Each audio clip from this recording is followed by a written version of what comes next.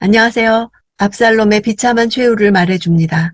오늘 본문은 사무엘하 18장 16절에서 23절입니다. 16절. 그러고 나서 요압이 나팔을 불어 군사들을 멈추게 하자 군사들이 이스라엘을 뒤쫓아가지 않고 돌아왔습니다. 압살롬이 죽자마자 나팔을 불어 전쟁을 끝낸 것은 이 전쟁이 처음부터 왕이 죽어야 끝나는 것이었기 때문입니다. 압살롬이 죽을 당시 전쟁의 양상이 다윗의 진영으로 완전히 기울어져 있었음을 암시합니다. 17절. 그들은 압살롬을 데려다가 숲속 큰 구덩이에 던져넣고 그 위에 아주 큰 돌무더기를 쌓아두었습니다. 이스라엘 군사들은 모두 자기 장막으로 도망쳤습니다. 이스라엘에서 시체 위에 돌무더기를 쌓아 올리는 것은 그가 저주받았음을 나타냅니다. 던져 넣었다는 것은 왕의 아들이 아닌 적군으로 취급한 것입니다. 매장 방식에 있어서 매장된 장소에 있어 왕이나 왕자 신분에 전혀 어울리지 않는 장례였습니다. 왕족에 대한 예우를 갖추려 했다면 시체를 거두어 예루살렘으로 가져왔어야 합니다. 그리고 왕들이 묻히는 무덤에 장사했어야 했습니다. 다윗의 명령이 모욕당했고 이어서 압살롬의 시체가 모욕당했습니다. 이스라엘 군사들이 모두 자기 장막으로 도망쳤다는 것은 뿔뿔이 흩어졌다는 것입니다. 담부터 부엘세바까지 모은다라는 표현의 정반대의 의미입니다. 다윗의 승리를 표현하는 동시에 그가 앞으로 해결해야 할 과제를 암시합니다. 이제부터 다윗은 분열된 국론을 회복시키는 일에 최선을 다해야 합니다. 18절. 압살롬은 살아있을 때 자신을 위해 왕의 골짜기에 비석을 세웠습니다. 자신의 이름을 기념해 줄 만한 아들이 없다고 생각했기 때문입니다. 그가 그 비석에 자신의 이름을 붙였으므로 사람들은 오늘날까지 그것을 압살롬의 기념비라고 부르고 있습니다. 압살롬이 얼마나 명예심이 강한 사람이었으며 자기 이름을 떨치고 싶어한 사람이었는지를 단적으로 보여줍니다.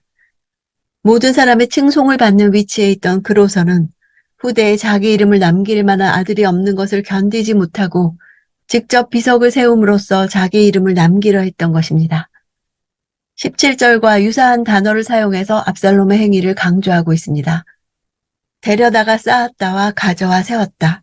압살롬은 자신을 존귀히 여기고 자신을 위해 비석을 가져와 세웠으나 사람들은 그를 저주받은 자로 여기고 시체를 데려다가 돌을 쌓았다는 역설적 상황을 동일한 단어의 사용을 통해 여실히 드러내고 있습니다.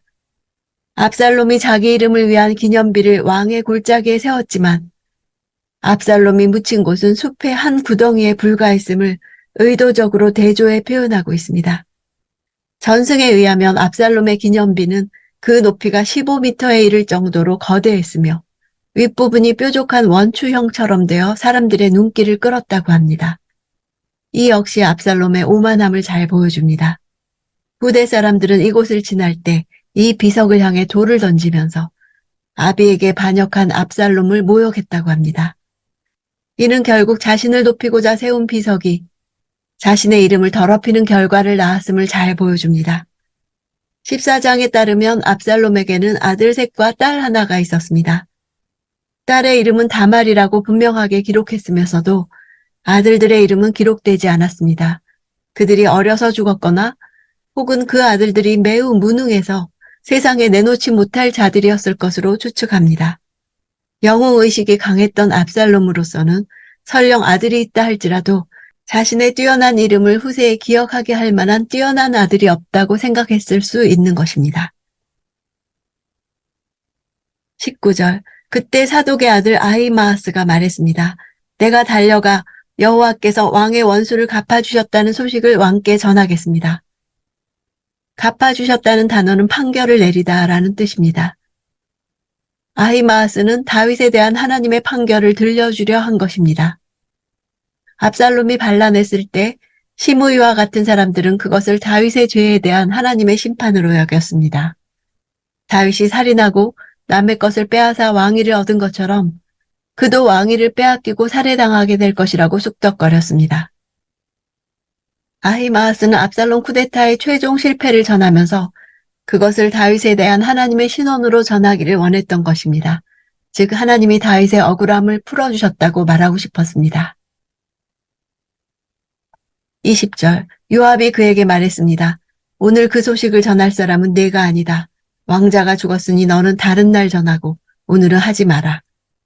강한 금지를 나타내는 단어를 2번이나 사용하며 가는 것을 만류 정도가 아니라 엄히 금하고 있습니다. 그는 전에 다윗에게 좋은 소식을 전한다고 믿었던 전령들이 오히려 죽임을 당한 것을 여러 번 목격했습니다. 아히마아스를 아들처럼 아낀 요압은 그가 위험한 처지에 빠지는 것을 원치 않았습니다. 21절 그러고 나서 요압이 에티오피아 사람에게 말했습니다. 가서 왕께 내가 본 것을 말씀드려라. 그러자 에티오피아 사람은 요압 앞에 절하고 달려갔습니다. 요압은 그에게 소식을 전하라는 말을 하지 않았습니다. 소식이라는 히브리어 단어가 좋은 소식의 뉘앙스를 가지고 있기에 요압은 에티오피아 사람이 전하는 소식이 좋은 소식이 안 될 것임을 암묵적으로 표현한 것입니다. 내가 본 것을 전하라고 말함으로써 요압은 그에게 특정 메시지를 주지 않습니다. 우리아의 소식을 전했던 전령에게 메시지 내용을 매우 자세하게 설명한 것과 대조됩니다. 이는 에티오피아 사람의 메시지에 대한 다윗의 반응이 무엇이든 간에 그 책임을 순전히 그의 입에 돌리려는 의도인 듯합니다. 아울러 에티오피아 사람은 압살롬이 죽게 되는 과정을 보지 못했을 가능성이 있습니다. 그가 구덩이에 던져진 압살롬의 시체만을 보았다면 그는 왕에게 압살롬을 누가 죽였는지 말할 수 없을 것입니다. 이처럼 간단한 명령 안에 요압의 복잡한 계산이 반영되어 있었습니다.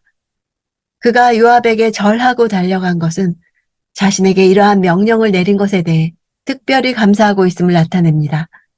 승전 소식을 전하면 다윗은 틀림없이 기뻐할 것이며 자신에게 상급을 주리라고 예상했기 때문입니다. 22절 사독의 아들 아히마아스가 다시 요압에게 말했습니다. 제발 부탁입니다. 어쨌든 저 에티오피아 사람을 뒤따라가게 해주십시오. 그러나 요압이 대답했습니다. 내 아들아, 내가 왜 그렇게 가려고 하느냐? 내게 상이 될 만한 소식이 없지 않느냐? 아히마아스의 요구는 불합리합니다. 왜냐하면 새로운 소식이 없는 상태에서 2번째 전령으로 자원했기 때문입니다.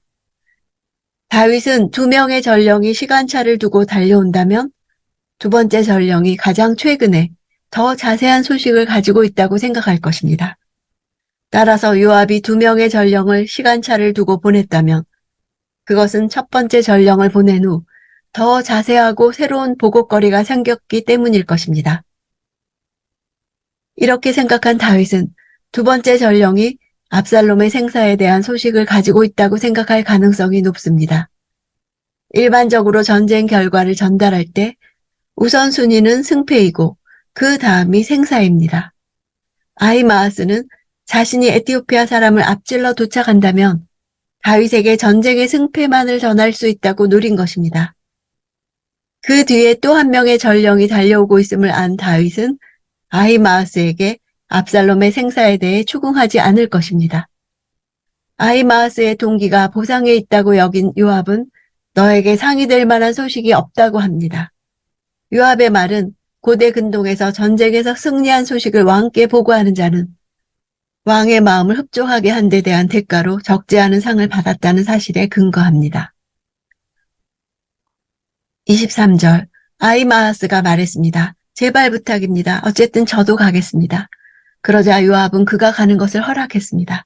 그러자 아히마아스는 들길로 내달려 에티오피아 사람을 앞질렀습니다. 들길은 요단 계곡길을 의미합니다. 다소 돌아가는 길이지만 길르앗 산길보다 더 빨리 마하나임에 도달할 수 있는 길입니다. 아히마아스는 이 들길을 달려 에티오피아 사람을 앞질렀습니다. 마지막에 압살롬의 기념비를 언급함으로써 그의 마지막이 얼마나 초라했는지를 대조하여 강조합니다. 압살롬에게는 2개의 기념비가 나란히 남았습니다. 하나는 분노하여 던진 돌들이 아무렇게나 쌓여 생긴 돌무더기로, 다른 하나는 압살롬 자신이 세운 돌 기둥으로 남았습니다. 우리는 높은 자리에 오르고 내 이름이 남는 것을 축복으로 여깁니다. 그러나 자신의 만족과 영광을 위해서라면 하나님이 다루실 것입니다. 사람의 이름을 내기 위해 세운 것이 바벨탑이었습니다. 하나님께서는 사람의 이름을 내기 위한 것을 무너뜨리십니다. 하나님은 의인의 길은 인정하시나 악인의 길은 망하게 하시는 주권자이십니다. 하나님은 모든 일의 재판장이 되어 개입하십니다. 오늘 나에게도 해명하고 싶고 이해받고 싶고 높임받고 싶은 것이 있습니까? 나의 마지막에는 어떤 이름이 남겠습니까? 나의 이름을 세우고자 하는 헛된 시도를 버리고 나를 통해 하나님의 이름이 높임 받으시기를 원합니다.